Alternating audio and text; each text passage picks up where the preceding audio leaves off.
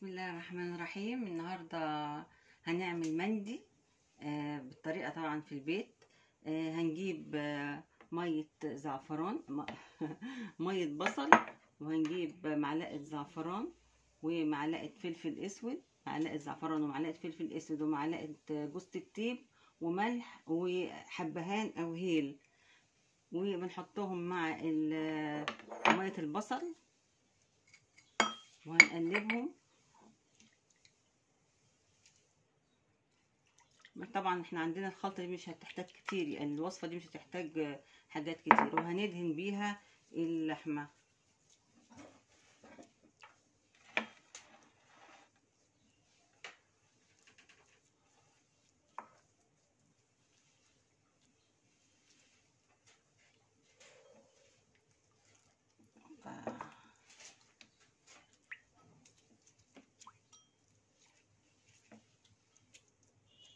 انا محضره الورق الصينيه وغلفتها بالفويل وورق الزبده وهحطها فيها. هي الوصفه مش هتحتاج اي حاجه من التوابل كتير، توابلها خفيفه جدا وهتتحط، بس هتعتمد على السوا، طريقه السوا.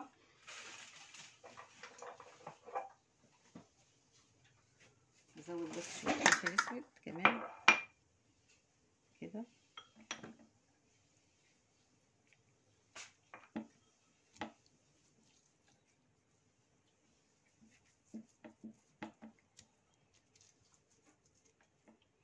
وهنحطها في الصينيه. انا مجهزه الصينيه اهي زي ما انا قلت لكم، مغلفاها كل حاجه، بس لازم تتقفل كويس اهي.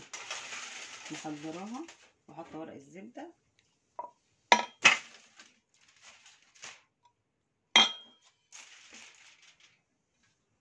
هي لازم تتقفل كويس جدا. الصينيه لازم نقفل بورق الفويل،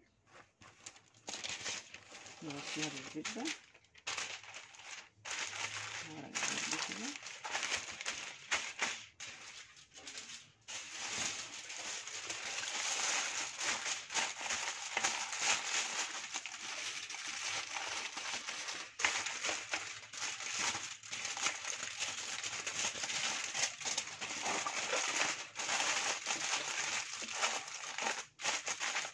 وهندخلها الفرن،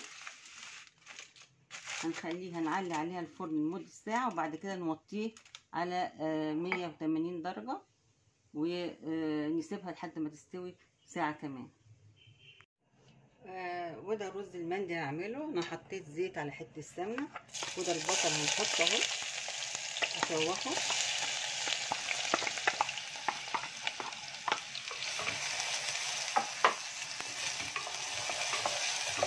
انا مش عايزه لون، هو كان هياخد لون كده، مش عايزه لون، مش عايزه ياخد لون. شوحه مع الفلفل، ده اختيار لو انت عايزه يعني، بس يبقى طعمه حلو. ورق لورا،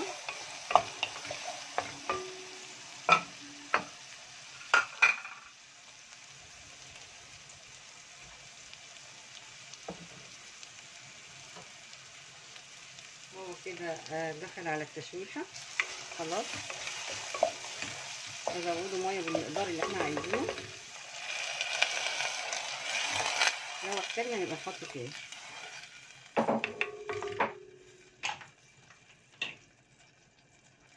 هنحط واحدة مكعب من المرقة، شوية هيل او اسمه ايه، هيل او حبهان يعني كده مفتحون، وكمان سنة معلقة صغيرة او نص معلقة جوز الطيب، بيدي طعم حلو قوي. مننساش الملح طبعا.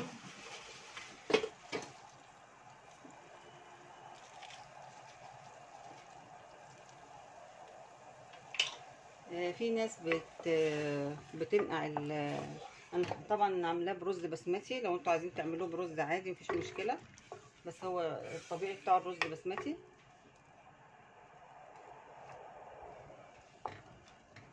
هحط الرز،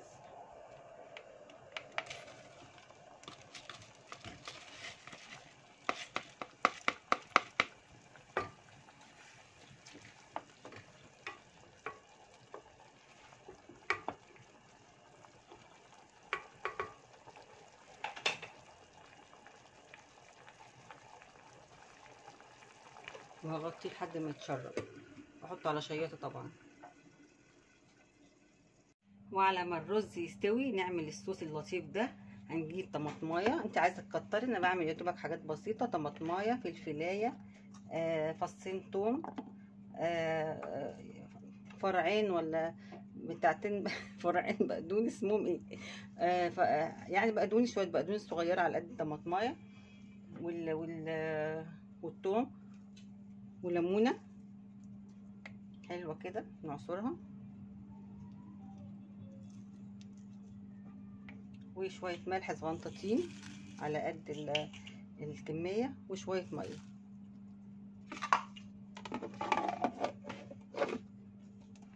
ونضرب.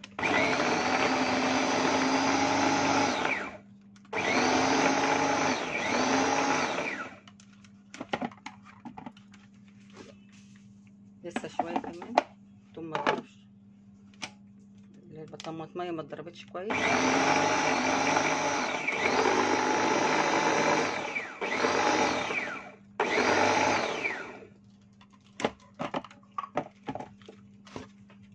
اهي اتضربت وطلع صوص جميل يتاكل مع اللحمه اهو. ونحضره لحد لما الرز يستوي. ده مش هنحط على الرز ولا حاجه، ده هيتاكل كده مع اللحمه. انا ما رضيتش اكتر، اللي عايز يكتر يكتر المقادير. بسم الله الرحمن الرحيم.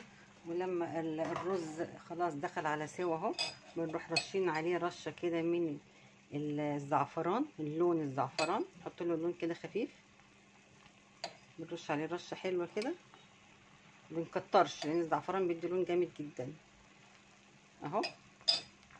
ونقفل عليه تاني لمده دقيقتين كده، ونطفي خالص الغطا كده. خلاص الرز خلاص كده خد اللون، يعني اللون بقى حلو اهو